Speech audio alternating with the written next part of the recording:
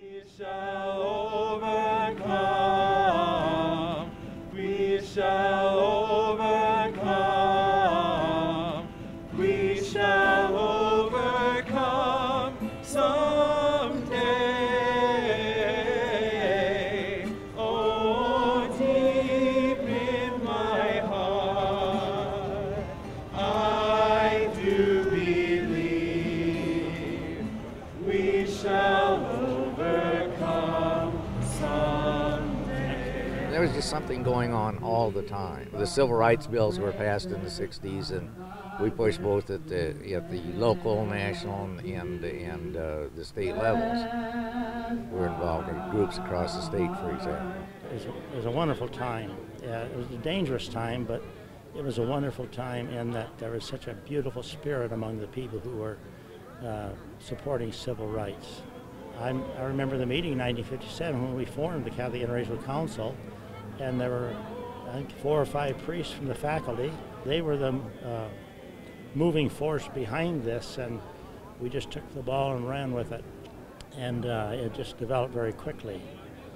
You know, these were developing all over the country, and we were part of that movement. The people who had white privilege, they did a lot to keep us from enjoying some of the things that they took for granted.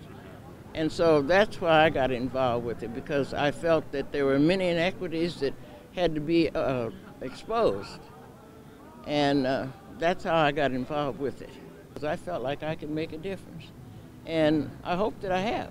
If you talk to my old grandpa, he'd probably say we've come a long ways, you know. And I say we've come a long ways, but you talk to my kids, and they think we still got a long ways to go. Yeah. If you look at what we call the diversity, we're still lacking.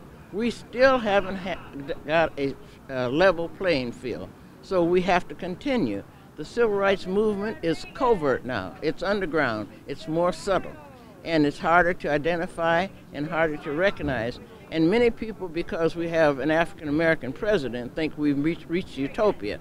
But one black person in the White House won't make a difference. It's what we do that will make a difference, to bring to the attention of the greater public the things that we have been taxed for and we are not able to participate in. But the economics are really important. People are sliding backwards. We have more poor now than we did 10 years ago. We have, is in the paper today, both the local and the statewide paper, that the people, the 400 richest people, are paying about half the rate of tax that they were 10 years ago. And it's getting, in my view, ugly. We still have the difficult work to do in education and employment and things like that, but you don't have the open discrimination as you had in those days. So we have made progress, but we still have to keep after it, and there's a lot left to do.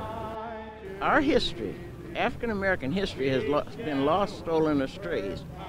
And until the day that it can be integrated into the American history, we still have work to do, because we contributed to the greatness of this country.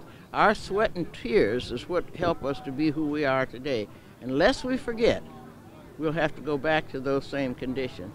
So I'm hoping that my participation will not allow people to forget from whence we came. We shall overcome someday.